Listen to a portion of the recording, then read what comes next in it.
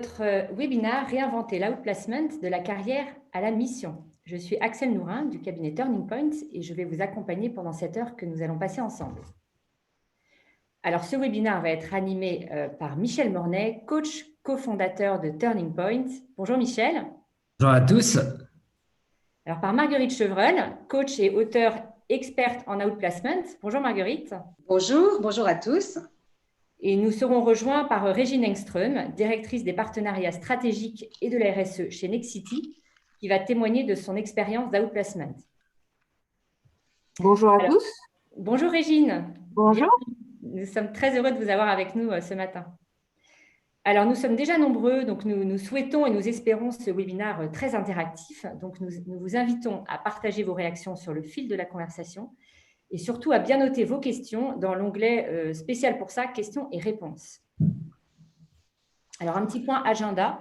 Ce webinaire va se dérouler en 4 étapes. Donc, pourquoi réinventer l'outplacement? Le témoignage donc, de Régine Engström.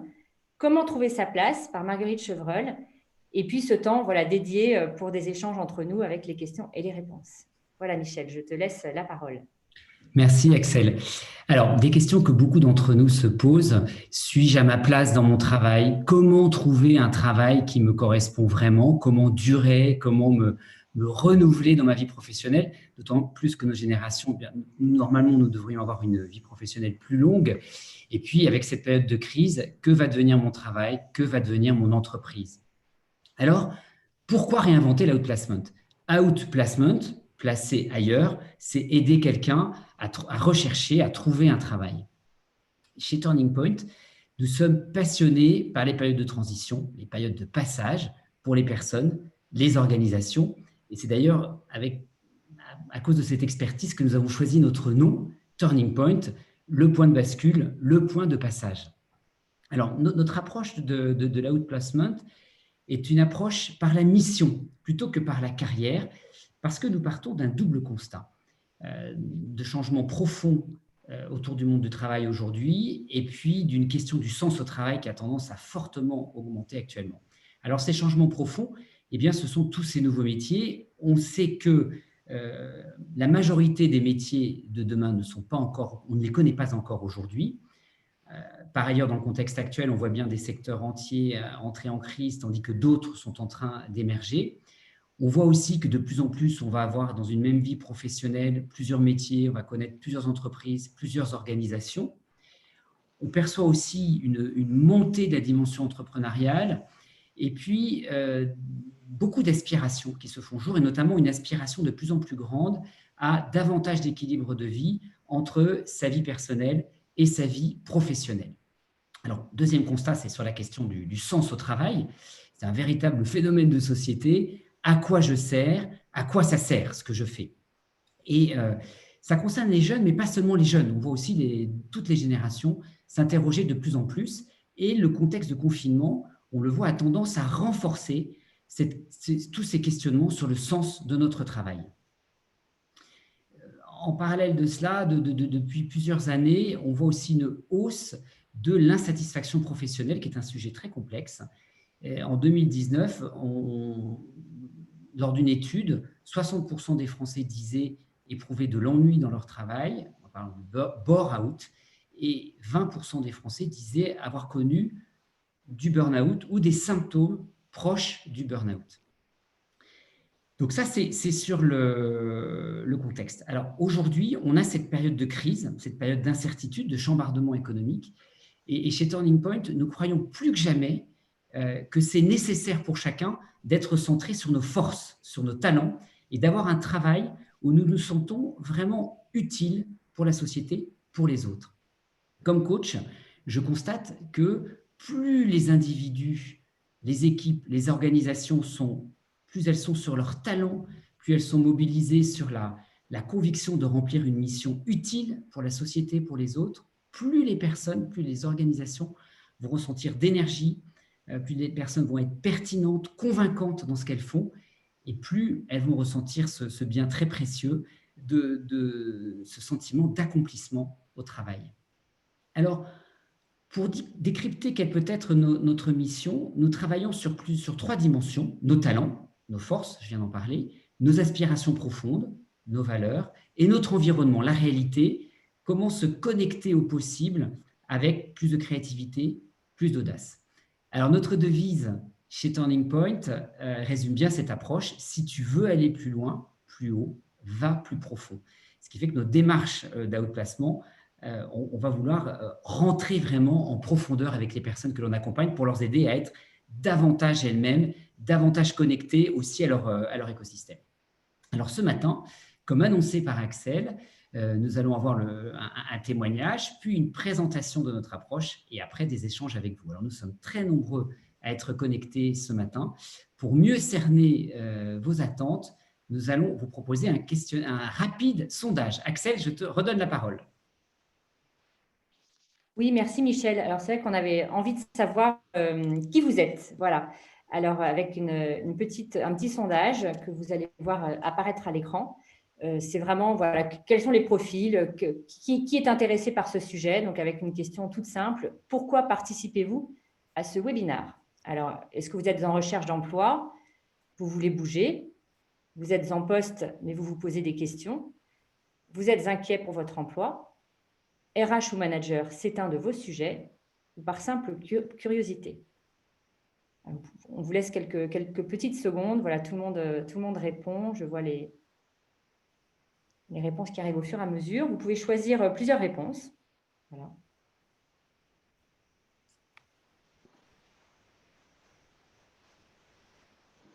Là, ça bouge encore un petit peu. Alors, je vais mettre fin au vote et vous partager les résultats. Et on voit qu'il y a une tendance voilà, qui se dégage un petit peu. Le sujet intéresse beaucoup de profils différents qui sont venus nous écouter, mais beaucoup de RH ou de managers, parce que c'est un de vos sujets. Voilà, merci à tous. Et Michel, je te repasse la parole. Alors, je suis très heureux comme l'a annoncé Axel tout à l'heure, d'accueillir ce matin Régine Engström, que nous avons accompagnée en outplacement chez Turning Point. Régine, auparavant, vous étiez haut fonctionnaire, vous étiez secrétaire générale du ministère de la Transition écologique et du ministère des Territoires. Et vous êtes depuis novembre 2019 chez Nexity, directrice des partenariats stratégiques et de la responsabilité sociétale et environnementale. Alors, merci Régine de participer et de nous donner votre témoignage. La première question que je veux vous poser, c'est qu'est-ce que cet outplacement vous a apporté? Alors moi, je vous ai sollicité à un moment très particulier de ma vie, en fait, où j'avais besoin d'un virage professionnel. On me proposait beaucoup de postes, justement, à l'issue de ce poste de secrétaire général, où on m'a aussi proposé de rester. Mais voilà, j'avais émis le souhait de bouger, donc j'étais dans la fonction publique, on m'a proposé des postes, et ça ne résonnait pas. Voilà, il n'y en a aucun d'entre eux pour lesquels j'avais vraiment envie d'y aller, où je me disais, tiens, c'est vraiment c'est vraiment ça que je veux faire. Et donc, j'ai ressenti le besoin d'avoir un autre regard, quelqu'un qui m'aide à comprendre déjà pourquoi, parce que c'est quand même, ça fait un peu enfant gâté quelque part, pourquoi en fait ces postes ne me parlaient pas.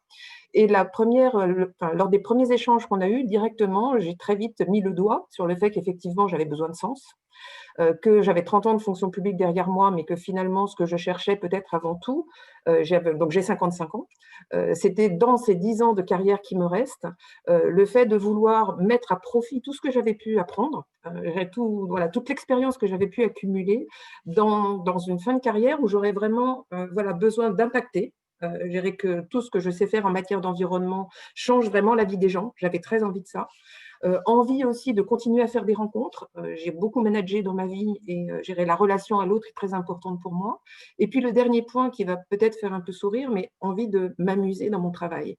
Alors, c'est pas si drôle que ça, mais ça veut simplement dire que pour moi, si je n'y trouve pas du plaisir, la motivation n'y est pas. Et si on n'a pas cette motivation, on est moins performant aussi. Et donc, ça faisait aussi partie, peut-être du fait que les postes qu'on me proposait ne me parlaient pas plus que ça. Et donc, j'avais besoin d'échanger avec quelqu'un qui soit neutre, parce que bien évidemment, comme tout le monde, voilà, j'avais un DRH, j'avais une mission au cadre dirigeant, bien sûr, mais j'avais envie de quelqu'un d'extérieur, à mon organisation, pour avoir effectivement cet effet miroir et pour pouvoir avoir un recul sur là où j'en étais et sur ma carrière, avec un effet un petit peu décalé. Donc, une manière de remettre en perspective mes forces, mes différents postes, et aussi une aide pour objectiver en fait mes priorités. Parce que ce n'était pas si simple que ça de faire le tri dans ce que j'avais envie de faire vraiment, dans cette fin de carrière. Et puis, le dernier point qui est peut-être très important et qui est à l'origine du poste que j'occupe aujourd'hui, c'était une aide à élargir mon horizon. Quand on a fait 30 ans de fonction publique, naturellement, on se dit que le prochain poste, il est dans la fonction publique. Et encore plus, quand on a 55 ans, on ne se dit pas qu'on va aller dans le privé. Et aujourd'hui, si je suis chez Nexity, je suis membre du COMEX du groupe, hein, donc effectivement avec un beau poste qui me correspond, parce que la responsabilité sociétale et environnementale, finalement, c'est la synthèse de tout ce que j'ai fait jusqu'à présent. Je le dois à ce coaching, parce que sinon, je n'aurais jamais osé, en fait. J'irais aller toquer à la porte de grands groupes privés pour aller leur proposer mes services, et surtout, je n'aurais pas su comment le faire. Et donc, ça m'a ouvert une opportunité et des horizons voilà, que je n'aurais sans doute pas exploré naturellement de moi-même. Et alors, Régine, quelles ont été les étapes, les déclics dans cet accompagnement, dans cette démarche? Alors, j'avais eu la chance de faire des assessments dans ma carrière antérieure. Là, en fait, on a eu d'autres types d'approches, et notamment une approche qui m'a beaucoup parlé, qui a consisté en fait à décomposer ma carrière professionnelle sous forme de fiches synthétiques à chaque fois pour chacune des expériences. Quand je dis synthétique, c'était vraiment que ça obligeait de manière, à aller à l'essentiel en fait, et à baliser finalement mon parcours avec ce que j'avais appris à chaque fois, ce qui m'avait plu, ce qui ne m'avait pas plu, à comprendre la liaison avec le poste d'après, parce que finalement, quand on change de poste, moi j'ai changé de poste très souvent dans ma carrière, hein, aujourd'hui c'est mon 12e ou mon 13e poste, donc j'ai eu beaucoup d'expérience, et quand ça va vite, on ne prend pas toujours le temps de se recul sur soi pour savoir pourquoi ça s'est enchaîné comme ça.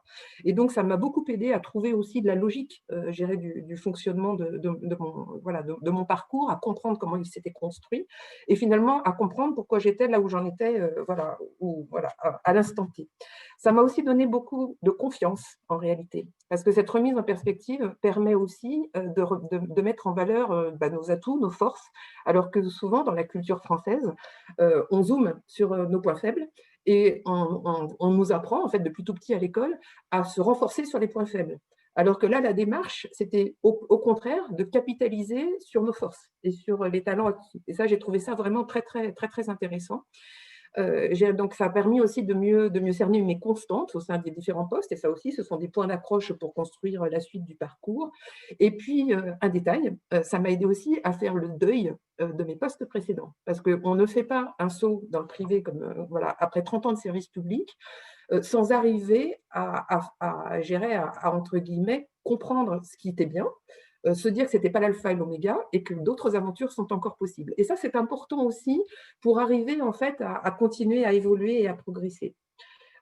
Et donc, un autre type d'exercice qui m'a bien aidé aussi, bien évidemment, c'est la reformulation du CV. Vous imaginez bien que quand on a un CV public, formaliser un CV qui parle à des présidents de groupes privés, c'est tout un exercice parce que ce n'est pas du tout le même éclairage, et pourtant c'est possible, la preuve.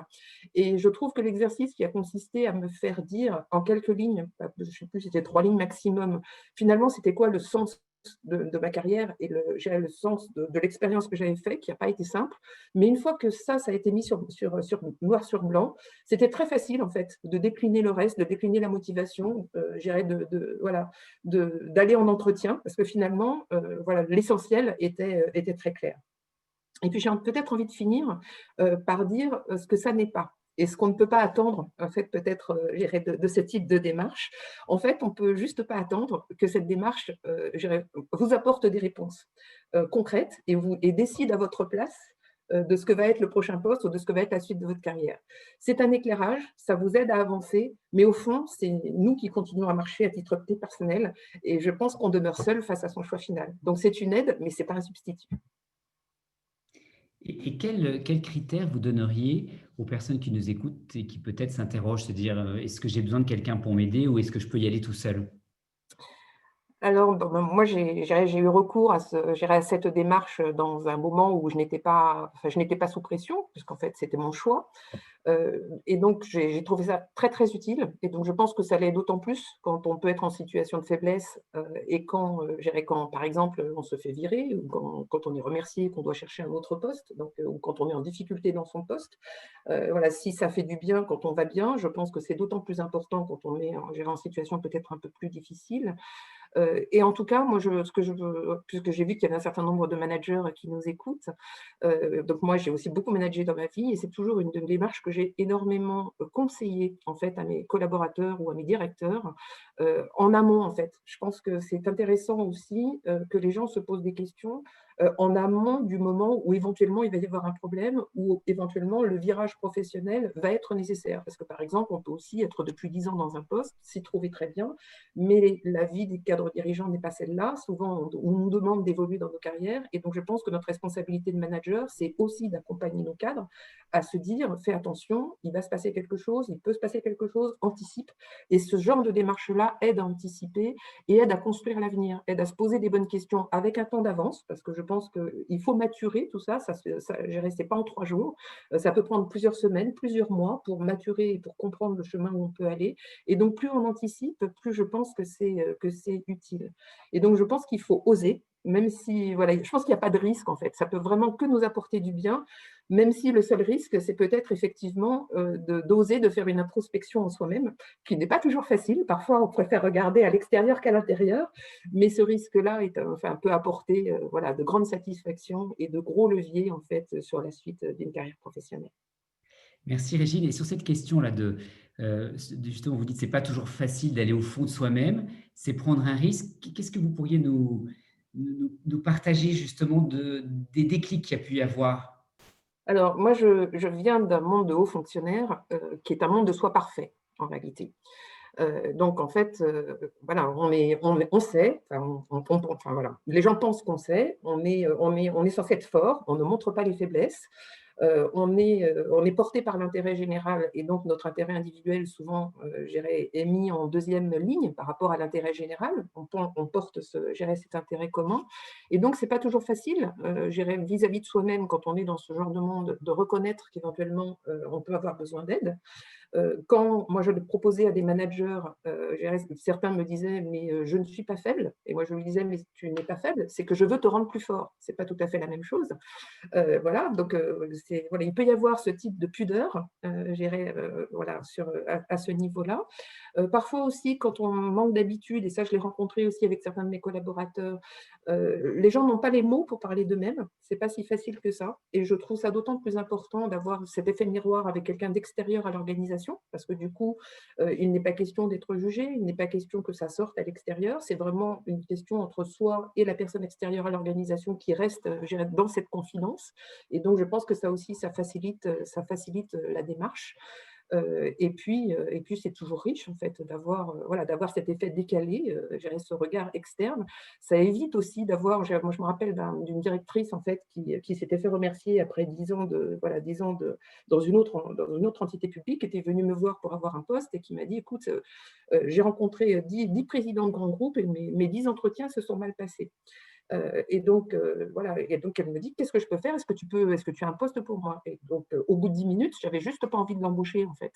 Et tout simplement parce qu'elle projetait tellement ses angoisses, sa vision sur le reste, qu'elle avait un filtre déformant.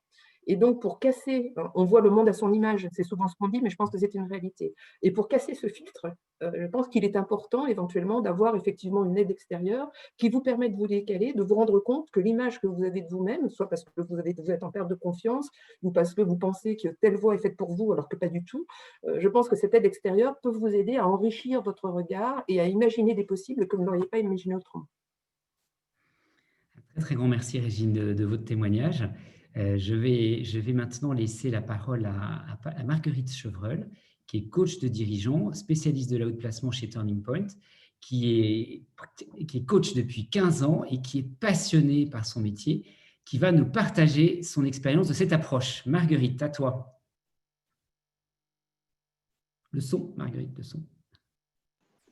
Alors voilà, merci beaucoup Michel. Et je suis contente de rebondir sur ce que vient de dire Régine, parce que j'ai l'impression que j'ai plus rien à dire, qu'elle a dit déjà beaucoup de choses.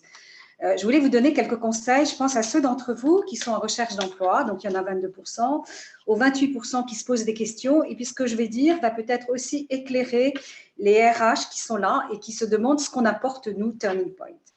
Donc en fait, vous avez envie de trouver une place qui vous correspond, vous avez envie que vos salariés trouvent une place qui leur correspond.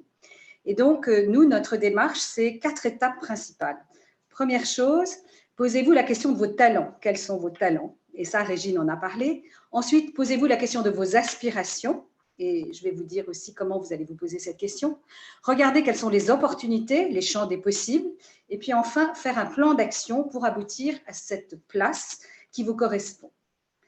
Alors, je pars des talents, vos talents. On s'interroge souvent sur ses compétences, sur ses capacités, sur ses points forts. Et nous, on a envie de parler plus largement de vos talents. C'est-à-dire quoi? C'est plutôt quelque chose de spécifique que vous savez faire, dans lequel vous êtes doué, qui est votre marque, qui n'est pas forcément celle de votre voisin, qui est quelque chose qui vous distingue réellement et que vous connaissez en général assez mal. On voit très très bien les talents des autres, on passe notre temps à les envier et à se comparer. Et on a souvent du mal à voir, nous, quels sont nos propres talents. Et dans cette réflexion pour trouver votre place, il va d'abord falloir partir de qui vous êtes. Vous avez entendu Régine le dire, se connaître vraiment. Et se connaître vraiment, c'est aller chercher quels sont vos talents. Et ça va se faire par l'exercice notamment qu'a décrit Régine, où on va examiner votre carrière. Ça va aussi se faire par un autre exercice que vous pouvez commencer à faire vous-même là où vous êtes. C'est vous poser la question des choses que vous avez aimé faire dans votre carrière professionnelle et ailleurs, les activités dans lesquelles vous avez réussi, dans lequel vous avez eu du succès et que vous avez été heureux de faire. Et dans ces activités, vous allez en faire la liste. Et puis derrière, décomposer qu'est-ce qui a fait que ça a marché, qu'est-ce qui a fait que vous y avez pris du plaisir. Et à chaque fois, vous allez vous rendre compte que ce sont les mêmes talents qui apparaissent. Et ça va être un point fondamental de départ pour réfléchir sur votre place. Alors, je prends l'exemple de quelqu'un que j'ai eu la chance d'accompagner il y a quelques années, enfin il y a 2 ans, ici chez Turning Point, qui était directeur dans une banque, donc chez un de nos clients, et pour lequel se posait la question d'évolution. Il avait plus de 50 ans, il avait fait une très belle carrière dans la banque, mais l'entité dans laquelle il était en train de réduire ses activités et la question se posait où aller. Et puis, il y avait une question un peu pour lui de manque de motivation parce qu'il ne voyait plus très clair en fait sur les possibilités pour lui. Et donc, la DRH de cette entité nous a demandé de l'accompagner pour l'aider dans une mutation en interne. Et dans ce travail avec Théo, il a repris en fait toute sa carrière, tout ce qu'il avait fait, et il s'est rendu compte que là où il s'était vraiment le plus éclaté, entre guillemets, alors un banquier qui s'éclate, c'est pas si courant, mais en fait, il y avait eu des moments où il s'était vraiment amusé dans ce qu'il faisait. C'était des moments assez compliqués, où il était chargé de faire l'intermédiaire, de négocier entre des personnes, des groupes, des entreprises pour lesquelles il y avait une difficulté, qu'il fallait arriver à trouver un point d'accord, et que c'était ça sa grande force. Et il s'est rendu compte que fondamentalement, c'est ça qu'il aimait et c'est là-dedans qu'il était doué. Et ça lui a donné tout de suite une piste très précise en se disant, mais c'est vers ça que je dois aller, c'est là-dedans que je suis bon et c'est ce qui me motive. Alors, vous voyez, première chose, posez-vous la question de vos talents. Deuxième chose, prenez en compte vos aspirations. Alors, vos aspirations, ce n'est pas seulement le poste idéal, ça peut être le poste idéal, mais le poste idéal, on en rêve, et puis le poste idéal, ce n'est pas toujours réaliste. C'est vous poser plus largement la question, évidemment, de vos centres d'intérêt, de vos goûts, mais plus profondément de quelle est, vous, votre raison d'être, qu'est-ce qui vous anime. Vous voyez, on a entendu un peu Régine parler de ça. Quel est vraiment ce que vous voulez apporter? Quelle est la pierre que vous voulez mettre dans l'édifice? Et là, cette question, vous la posez peut-être déjà. C'est peut-être pour ça que vous ne vous sentez pas bien dans la place dans laquelle vous êtes aujourd'hui, parce qu'il y a un manque de sens. Et si vous êtes en accord vraiment avec vous-même, avec ce que vous portez, vous allez trouver votre place. Vous allez trouver le lieu où ça peut se réaliser. Alors ça, c'est une introspection. Régine en a parlé. C'est une introspection sur vous qui peut prendre du temps, qui peut aller assez vite, qui peut être assez claire, parce que quelquefois, ça peut être reprendre un rêve que vous aviez quand vous étiez jeune, une idée que vous avez eue et que vous avez laissé tomber. Alors, je prends un exemple aussi d'une cliente que j'ai accompagnée l'année dernière, Léa, qui travaillait dans une grande agence de communication et qui se sentait pas très à sa place, alors que, bon, elle avait une carrière brillante, ça marchait très bien, mais tout d'un coup, elle se sentait un peu usée par son métier, par ce qu'elle y faisait. Ce n'était pas un burn-out parce qu'elle avait beaucoup d'énergie, mais vous voyez, une perte réelle de motivation.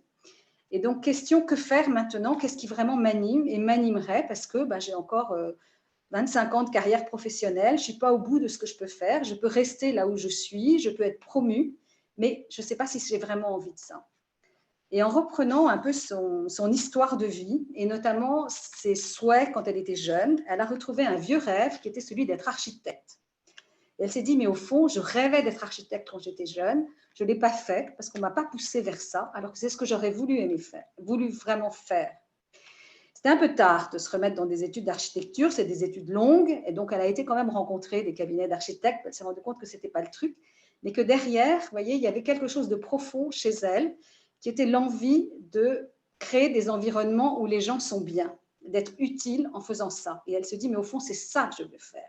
C'est ça que je pense être ma raison d'être, et je veux aller vraiment vers ça. Donc, aménager des lieux où les gens se sentent bien, participer à ça avec un côté créatif, un côté un peu artistique, et puis le côté très réaliste de l'aménagement des lieux, des villes, etc. Donc, vous voyez, elle a compris qu'elle avait là une vraie raison d'être, ce qui pouvait être une mission.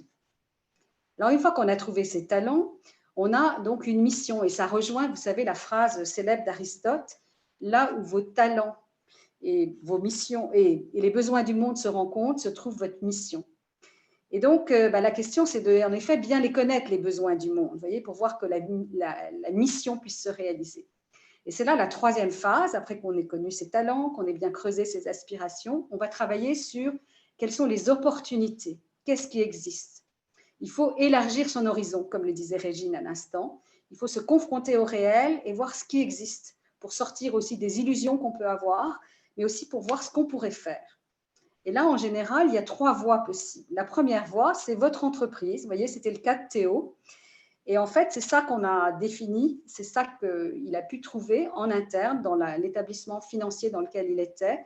Il a trouvé un département qui travaillait en fait sur de la négociation à très haut niveau entre les différents établissements financiers.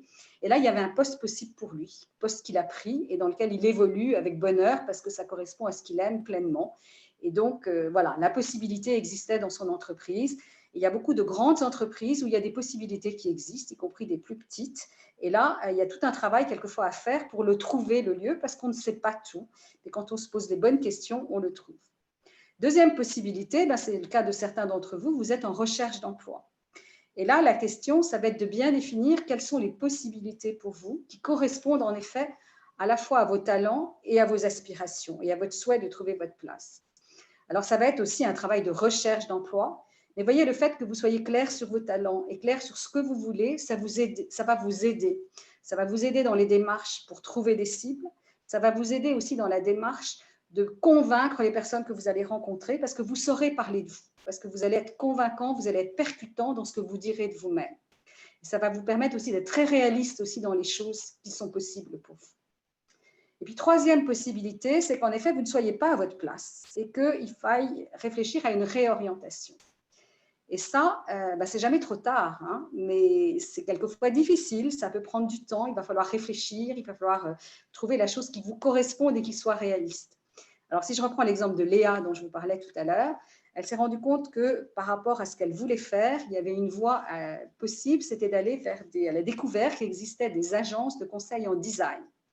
Et elle a commencé à creuser un peu qu'est-ce que c'est, quels étaient les métiers là-dedans et qu'est-ce qu'on pouvait y faire. Et elle s'est dit, mais au fond, c'est ça, je veux aller vers ça, ça correspond pleinement à ce que j'imagine être ma mission et en tout cas, ça peut être ma place. Donc, vous voyez, pour certains d'entre vous, ça peut aller sur cette réorientation assez grande, assez profonde. On a de multiples cas autour de nous, nous en accompagnons avec succès certains. Il y a des changements de vie qui demandent justement une réflexion et aussi un plan d'action bien précis. Et ça, c'est le 4e point très important de la démarche, c'est de mettre en place un plan d'action. Alors, c'est vrai dans tous les cas, hein. C'est vrai aussi pour les personnes en recherche d'emploi, c'est vrai aussi pour les personnes qui vont chercher une mutation à l'intérieur de leur entreprise. Il y aura toujours une phase de mettre en œuvre, de se mettre en action pour aller vers son objectif. Alors, c'est une phase d'ailleurs pas très facile parce qu'on peut avoir des doutes, on peut hésiter, on peut se dire finalement est-ce que je suis capable, est-ce que j'ai toutes les capacités pour cela? Et puis on peut se décourager parce qu'aujourd'hui, on n'est pas dans une situation forcément facile et on peut se dire mais finalement est-ce que c'est pas une folie tout ça? Et donc là, voilà les 3 conseils que je peux vous donner, à vous qui êtes dans cette phase de recherche.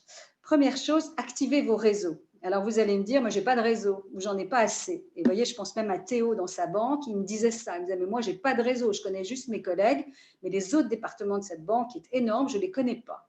Et en fait, il s'est rendu compte que si, il avait des réseaux et qu'il avait des gens qui connaissaient d'autres personnes. Et il a pu aller les rencontrer, aller les voir.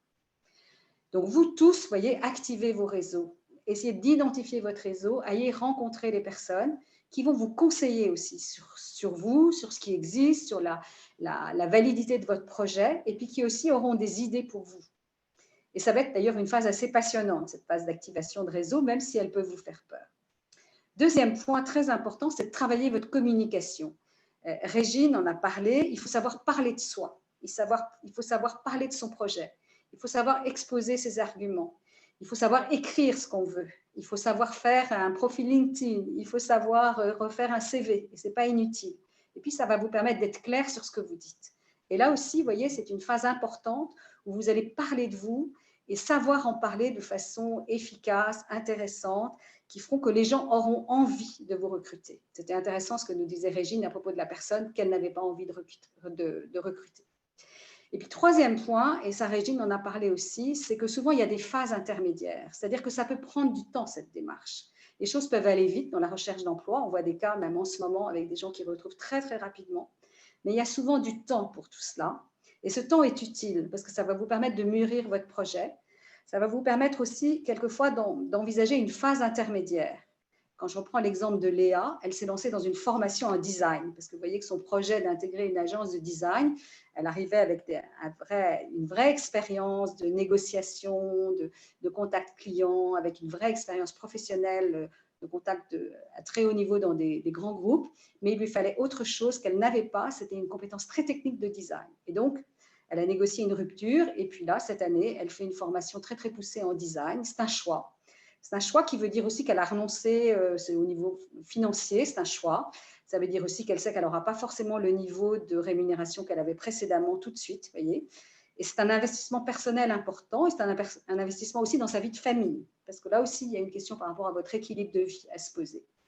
Donc, dans ces phases de réorientation, vous voyez, il faut aussi peser peut-être les sacrifices qu'il va falloir faire. Il va falloir travailler aussi sur ses doutes. Est-ce que je suis capable de faire ça ? Est-ce que vraiment j'ai l'énergie suffisante pour me lancer dans une nouvelle formation ou pour créer ou reprendre une entreprise ? Et puis, quelquefois, il faudra accepter une phase intermédiaire aussi qui sera un emploi intermédiaire. C'est qu'on n'aura pas tout de suite l'emploi qu'on vise, mais qu'il faut peut-être passer par un autre poste avant d'acquérir vraiment celui qu'on cherche. Alors, vous voyez, c'est une phase qui peut être difficile. C'est une phase de doute, c'est une phase d'hésitation, c'est une phase absolument passionnante et très riche parce qu'elle vous enrichit vous-même aussi, sur vous-même, sur la connaissance de vous, de votre environnement, de vos possibilités. Et pour terminer ce que je voudrais dire, je voudrais vous citer juste la phrase célèbre de Sénèque qui dit « Ce n'est pas parce que les choses sont difficiles que nous n'osons pas, c'est parce que nous n'osons pas qu'elles sont difficiles. » Et quelquefois, ça vaut vraiment la peine d'oser. Voilà, et ben je repasse la parole à Michel. Un grand merci, Marguerite. Tu vois, en t'entendant, je me disais, j'aurais bien aimé t'avoir comme coach pour quand j'ai effectué un outplacement ces dernières années. Alors, notre approche Turning Point est une approche sur mesure en 3 points. Un tronc commun que vient d'expliquer Marguerite sur la question des talents, des aspirations profondes et de la connexion à son environnement. Et puis, une multitude d'ateliers spécialisés selon les besoins de chacun. Tu en as parlé, Marguerite, la question de la communication, des réseaux sociaux, de la négociation et beaucoup d'autres possibilités. Et puis, 3e point, c'est aussi bénéficier de tout notre écosystème d'experts, notre réseau et puis l'équipe internationale de Coach Turning Point qui sont passionnés et tous avec des profils très variés. Alors, Axel, maintenant, je te passe la parole pour notre séance de questions-réponses. Oui, merci Michel. Alors, effectivement, nous avons beaucoup de questions qui sont là. Alors, je commence par une première qui est arrivée assez vite au début du webinaire. Michel, ça s'adresse peut-être un peu plus à toi. C'est à qui s'adresse ce webinaire, en fait? Tu vois, pour qui est cette démarche? Alors, je ne sais pas dans quel sens était posée la question pour qui est cette démarche. La démarche du webinaire ou la démarche de outplacement? C'était une pour la question que démarche je du webinaire. te donne comme ça.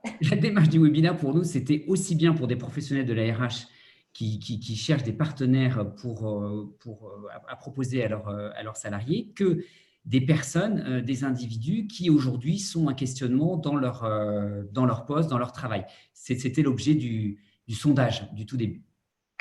Merci Michel. Alors, question suivante. Une question un peu sur le coût et sur le temps pour une démarche comme ça, peut-être plus pour Marguerite. Est-ce que cette démarche d'outplacement ne suppose-t-elle pas un gros investissement en termes de temps et de finances? Alors, en termes de temps, on a plusieurs formules possibles. On a des formules courtes, des formules moyennes, des formules plus longues. Il y a des personnes pour qui en 3 mois, eh bien, ils auront des idées beaucoup plus claires et ils peuvent avancer. Il y a d'autres personnes, ça va prendre plus de temps, notamment pour des cas où il y a une réorientation importante ou bien une recherche d'emploi qui va prendre du temps. Et dans ce cas-là, l'accompagnement sera plus long. Et donc, nos tarifs vont être aussi fonction de ça. Et donc, ils seront calculés en fonction de différentes possibilités, des outplacements assez courts et puis des accompagnements beaucoup plus longs. Et d'ailleurs, dans les cas courts, ça peut être 3 mois. Merci Je ne sais Marguerite. pas si Michel veut compléter sur l'aspect financier ou si voilà. Notre offre sera visible sur le site avec tous les éléments financiers qui seront précisés.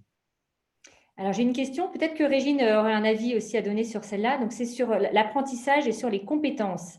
Est-ce qu'aujourd'hui, de nouvelles compétences, des nouvelles expertises ne sont pas indispensables comme le digital, les soft skills? Et que faire si on n'a pas du tout ces compétences-là et si on a peur de se lancer?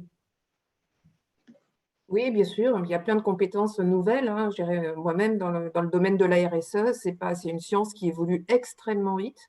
Je dirais, ce sont des métiers en devenir avec énormément de nouveaux diplômes qui se créent sur la question. Donc, c'est un peu le même parallèle qu'avec le numérique. Moi, je dirais, quand je recrute, en fait, je dirais, de ce point de vue-là, je pose 2 questions. En réalité, bon, tout dépend aussi, je dirais, de l'entité dans laquelle on arrive. Mais souvent, la question que je pose, en fait, c'est: es-tu prêt à apprendre?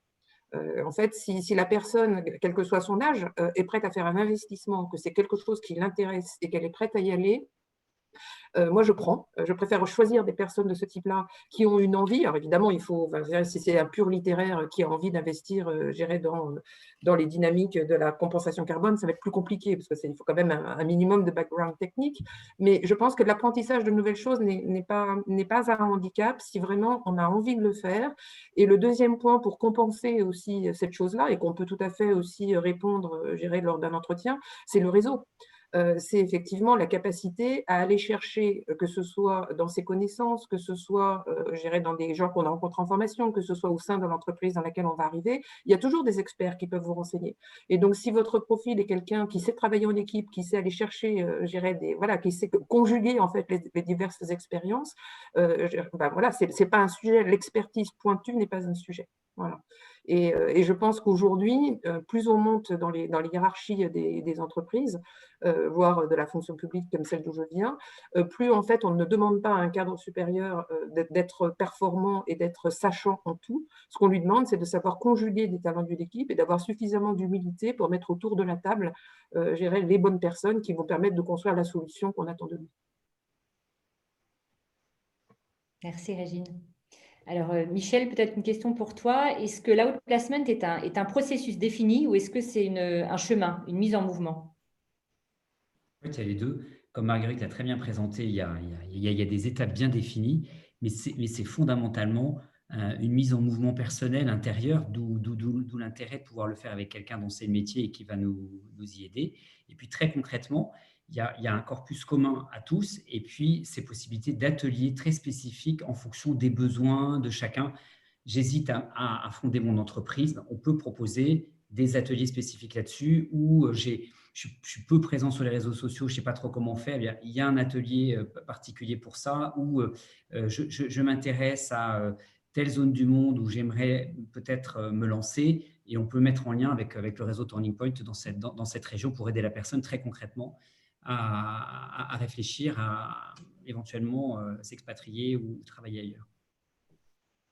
Alors Marguerite, j'ai des questions qui te concernent, sur un peu plus précises peut-être sur l'outplacement, sur la différence entre un bilan de compétences qui aboutit sur un projet professionnel et cette démarche d'outplacement? Quelle est la différence entre les deux? Ou est-ce qu'il y en a une? Alors, je pense que c'est une forme, le début de l'outplacement, ça démarre par une forme de bilan, c'est sûr. Mais ce qui est vrai que nous, dans notre façon de voir les choses, on va parler de vous pas seulement sur le plan professionnel. C'est-à-dire qu'on va prendre l'intégralité de ce que vous êtes et aussi vos aspirations et aussi vos souhaits personnels et aussi cette question de votre place réelle, du sens de votre vie. Et ça, dans un bilan professionnel, on est souvent un peu en rétrospective, alors que nous, on veut vraiment réfléchir aussi à des projets pour l'avenir, pour votre évolution dans quelque chose où vous allez être à votre place, même peut-être avec des étapes, même peut-être avec un premier poste et puis ensuite un autre, etc., etc. Et par rapport à un sens, vous voyez, de votre activité. Et donc, c'est là où on va élargir, je pense, sur plus de choses. On va peut-être ouvrir plus et en même temps, on va aussi creuser plus profond. Et c'est ça pour nous qui est important. C'est pas, vous voyez, on ne s'arrête pas simplement à l'analyse de vos postes. On va aller beaucoup plus sur vos envies, vos souhaits, ce qui est vraiment vous anime profondément. Comme le dit Marguerite, c'est vraiment ce qui nous tient particulièrement à cœur chez Turning Point, c'est d'aborder la personne dans son ensemble, je dirais corps, cœur, esprit, passé, présent, nos rêves, la réalité, d'aller vraiment, c'est une occasion unique de faire un point, d'aller chercher en profondeur, de regarder des choses qu'on n'a pas le temps de faire dans le quotidien, de s'arrêter à un moment donné pour aller chercher profond, pour rebondir et être encore plus fort après, comme on le disait en introduction. Alors, j'ai une question qui complète un peu ce que tu dis, Michel, sur le burn-out. Quand on est en burn-out, à quel moment, comment on sait quel est le bon moment pour se mettre dans cette démarche? Je peux répondre aussi. Ouais. Tu réponds, Marguerite? Ouais. Alors, quand on est en burn-out, d'abord, quelquefois, quand on sent qu'on arrive au burn-out, c'est-à-dire la période avant, parce qu'on a beaucoup de clients confrontés à ça, on a dans nos contacts aussi des RH beaucoup de sujets autour de ce burn-out. Et donc, on peut avoir des gens qui ne sont pas encore en burn-out, mais qui commencent à être dans un vrai malaise. Et là, le coaching va éventuellement les aider à identifier déjà les choses. Par contre, quand on est en plein burn-out, et moi je sais ça parce que j'en ai fait un, donc je peux le dire d'autant plus, quand on est en plein burn-out, on ne voit pas clair. Donc, quelquefois, ce n'est pas tout à fait le moment. Par contre, quand on est en train de sortir du burn-out, c'est génial, parce que du coup, c'est le moment où on rebâtit un nouveau projet. Et donc, nous, d'ailleurs, on est en contact avec des spécialistes aussi de ce sujet. On en a dans l'équipe. On a un contact avec des médecins, psychiatres, qui nous ont aidés aussi à travailler sur ce sujet pour comprendre à quel moment on intervient et comment, justement, pour certaines personnes, le fait de commencer à travailler sur l'après, alors qu'ils sont en train de... Ils sont bien traités pour le burn-out, ça va accélérer la guérison. Et c'est assez fantastique. On les voit reprendre tout d'un coup des envies et ça va en fait accélérer la guérison. Mais quelquefois, ça a nécessité une très grande remise en question et qui prend du temps, qui peut prendre du temps aussi. Je ne sais pas si j'ai répondu complètement parce que c'est une question aussi difficile et là aussi, c'est une question qui est très personnelle et qui va dépendre aussi des personnes. Donc attention aussi, j'ai peut-être tendance à généraliser, ce qui n'est pas une bonne chose. Michel, je ne sais pas ce que tu dirais, toi, là-dessus. Même chose que tu as dit, Marguerite. Alors, on me demande si ces accompagnements se font juste en individuel ou si ça peut être collectif. Alors, la démarche d'accompagnement est individuelle, mais certains ateliers peuvent être collectifs, justement pour s'enrichir du travail, de l'interaction avec les autres. On a développé chez Turning Point une méthode, une belle méthode de co-développement, et justement, on propose aux personnes en outplacement avec nous de participer à ces groupes de ces co-développements qui déploient énormément d'énergie, qui sont très puissantes, aussi pour aller nous chercher sur la dimension émotionnelle, la dimension de l'intuition, la dimension d'oser, parce qu'on va s'appuyer sur ce que voient des personnes en même situation que nous, et à l'aide de cette méthode et de nos coachs pour vraiment déployer encore plus ce que l'on porte et que l'on ne voit pas forcément, et pour aller chercher notre audace. Alors, Michel et Marguerite, est-ce qu'en ce temps de crise, vous voyez beaucoup plus de demandes, en fait? Alors, on commence à entendre un peu plus de demandes, en effet, parce qu'il y a des situations d'épuisement professionnel auxquelles on est de plus en plus confronté, et la question du sens, comme on le disait en introduction, qui a tendance à se développer plus. Et il est vrai qu'avec le contexte de chômage qu'on a évoqué également, il y a un petit peu plus de demandes actuellement. Alors, moi, j'ajouterais aussi autre chose, c'est que vous voyez, le télétravail que nous vivons tous, ça nous rend aussi, ça nous change notre regard sur notre activité. Et on se rend compte quelquefois qu'on a encore plus besoin du sens. Parce que c'est difficile de travailler chez soi. Il y a des avantages, mais il y a des choses difficiles. Je prends l'exemple de nous ce matin, on s'est retrouvés dans les locaux de Turning Point, on est chacun dans un bureau différent, mais quelle joie de se retrouver et de se croiser.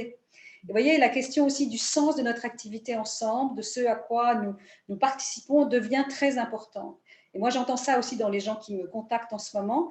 Ben, ils se remettent en question parce qu'ils sont en télétravail chez eux et que passer sa journée devant un écran, tout d'un coup, ils se disent « mais à quoi bon? Qu'est-ce que je fais là ?»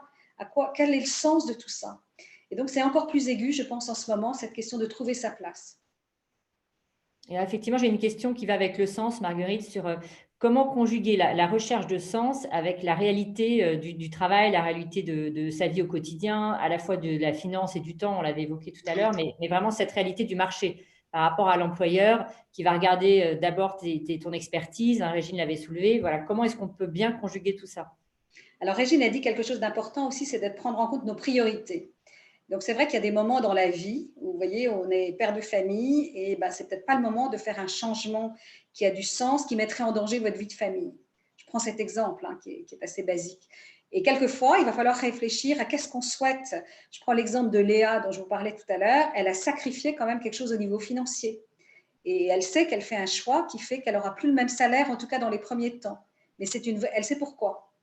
Et puis, il faut aussi savoir accepter que tout n'est pas rose non plus dans le travail qu'on imagine et que peut-être que même ce projet professionnel fantastique que vous avez, ça va demander aussi des choses peut-être un peu difficiles sur le mode de vie, sur l'implication. Je prends l'exemple aussi des gens qui veulent créer leur entreprise. Vous voyez, on rêve d'être dans une start-up, par exemple.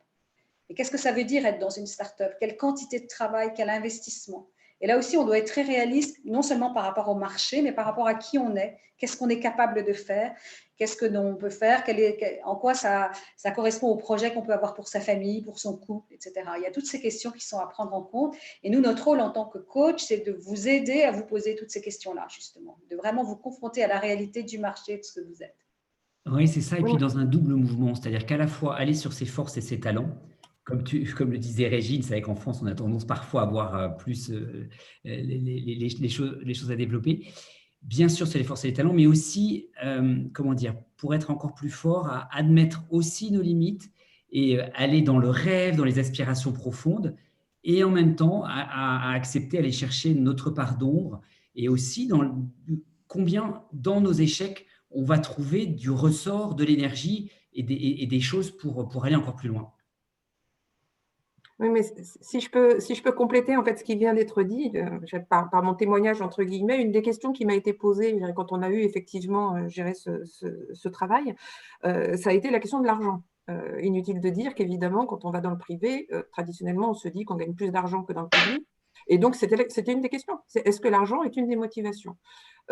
Quand on a fait 30 ans de service public, moi, effectivement, j'ai mis le sens en premier lieu. Et j'ai fait ce passage en privé simplement pour une autre raison, en fait, qui n'est pas celle de l'argent, qui est celle de me dire que cette entreprise m'offrait la possibilité de mettre en œuvre des grandes politiques sur l'environnement notamment, mais sur le social aussi, de manière très concrète, avec un impact concret dans la vie des gens à 2 ans. Ce que je n'avais pas connu dans le service public, parce que c'est un temps beaucoup plus long, où on est dans l'impulsion, où on est dans le conseil, et où finalement, on ne voit pas souvent concrètement les effets des règles, ou des lois, ou des injonctions qu'on peut émettre. Donc moi, le sens de mon passage, ça a été vraiment ça. Je voulais que la vie des gens change, et c'est pour ça que je suis partie. Donc je trouvais intéressant d'arriver à identifier ce mécanisme. J'ai vu là dans le fil des mails aussi que quelqu'un disait, mais comment je fais aussi pour conjuguer avec ma vie de famille? Donc moi, j'ai 3 enfants. Et même si maintenant, Géry commence à être grand, ça a toujours été une priorité pour moi. Et pour autant, j'ai toujours réussi cet équilibre-là, qui n'est pas évident, hein, parce que je pense qu'on est aussi sujet à la pression sociale, que ce soit quand on est une femme par rapport à « t'es une bonne maman, si tu vas chercher tes enfants à l'école, t'es là pour faire les devoirs et toute la suite », mais aussi au niveau professionnel, où on nous a mis dans la tête un schéma de profession ascendante.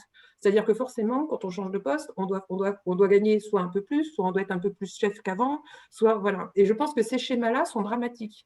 Et ce que peut aider ce genre de démarche, c'est à se débarrasser de ces schémas-là pour réfléchir seul face à soi-même et pour ne pas être prisonnier, en fait, quelque part, des conventions que vous imposent les copains, la société voilà, dans laquelle on est. Et par exemple, pour revenir à la question des enfants, la vraie question, c'est la qualité des instants qu'on passe avec eux. Ce n'est pas le temps qu'on passe avec eux. C'est vraiment la qualité de l'instant. Moi, j'ai toujours fait très attention à ça, et même si j'ai eu des postes à responsabilité qui me faisaient travailler beaucoup, j'ai toujours su mettre la limite en disant attention, là j'ai besoin de temps avec eux, d'un temps de qualité, et ce qui fait qu'aujourd'hui, on a une super relation, je dirais, voilà, de famille. Et sur l'aspect professionnel, il m'est arrivé dans ma carrière de faire des pas de côté. C'est-à-dire de ne pas être dans la logique ascendante et de prendre le poste suivant où on me disait mais si c'est celui-là qu'il faut que tu prennes, de dire non, parce que je pensais qu'effectivement, à cet instant-là, ce n'était pas le bon moment par rapport à mes objectifs personnels, ou parce que tout simplement, ça ne correspondait pas en termes de sens à l'enrichissement que moi je voulais voir. Donc je pense qu'il faut réapprendre en fait une forme de liberté, une forme de lucidité. J'ai bien aimé aussi la question du réalisme par rapport à ses propres limites. Oui, on en a et autant savoir où elles sont. Et je pense que ce type de démarche aide aussi à percevoir tout ça. Et donc de ce point de vue-là, ça nous rend beaucoup plus forts et beaucoup plus solides sur nos bases. Merci beaucoup, Régine. Peut-être une dernière question avant de clôturer. Je vois l'heure qui tourne. Michel, peut-être plus pour toi. On a beaucoup de questions en fait autour du marché du cabinet d'outplacement, du fait que ça soit peut-être un petit peu saturé, de la différence entre un cabinet de coaching et un cabinet d'outplacement. En quoi c'est innovant, en quoi on réinvente et comment on se situe par rapport à tout ça? En fait, c'est tout simple. Un cabinet d'outplacement est spécialisé dans l'outplacement. Et nous, parmi beaucoup d'autres propositions, on fait de l'outplacement. Donc, c'est complémentaire sur le marché. Je pense que nous, ce que l'on peut apporter avec tous nos coachs qui sont aussi spécialisés dans le développement du leadership, dans les grands groupes, dans l'administration, etc., c'est aussi ce contact concret, régulier par nos clients et le fait qu'on développe, qu'on accompagne en fait toutes ces personnes. Donc, c'est complémentaire. Voilà. Pour les uns, c'est une spécialité. Pour nous, c'est parmi nos propositions. Merci, Michel. Donc, je pense que c'est le moment de clôturer ce temps d'échange questions et réponses. Alors, est-ce que c'est le moment du nuage de mots, Axel? Eh ben, absolument. Alors, on va vous proposer de nous dire avec quoi vous repartez après ce webinaire. Donc, je vous invite à prendre vos smartphones et à aller sur menti.com. Vous voyez à l'écran le code qui s'affiche. Donc, c'est menti.com. C'est le code 82 74 97. Et voilà, vous avez la possibilité de rentrer un mot, 2 mots, 3 mots, voilà, juste pour partager votre réaction, comment vous vous sentez à la fin de ce webinaire. Ça prend toujours quelques petites secondes, voilà, pour voir arriver.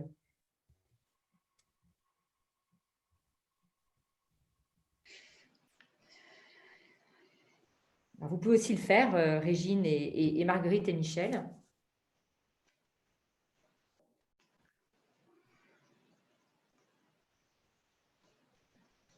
Voilà, les mots commencent à arriver.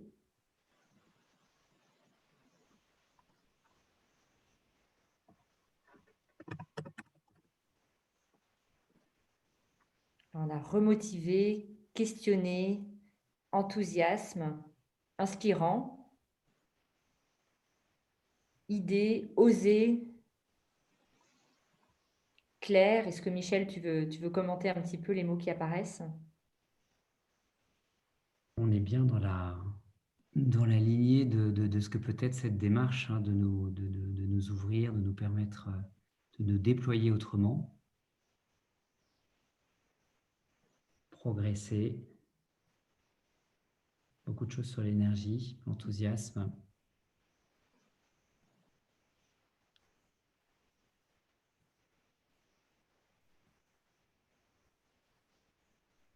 Oui, je vois espoir, idée, curiosité. Talent, le sens, concret, introspection, curiosité. Ensemble. Pain sur la planche, oui, c'est vrai que c'est exactement ça, ça demande du travail en fait, de pouvoir s'arrêter. C'est tellement génial. Beau témoignage, en effet, beau témoignage de Régine.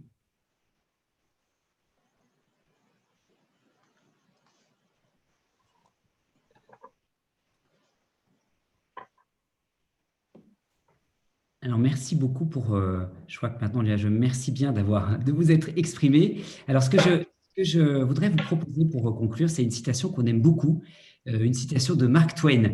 C'est dans 20 ans, vous serez plus déçus par les choses que vous n'avez pas faites que par celles que vous avez à faire.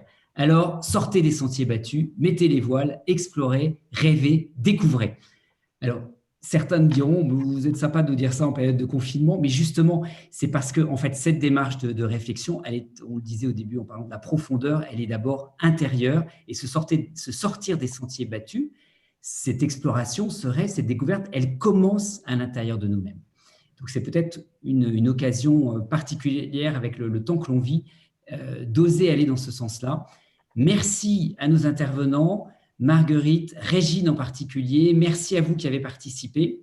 Notre offre à haut placement, comme je vous le disais, est visible sur notre site. Si vous avez apprécié cet échange, cette rencontre, n'hésitez pas à nous liker, à le dire sur LinkedIn.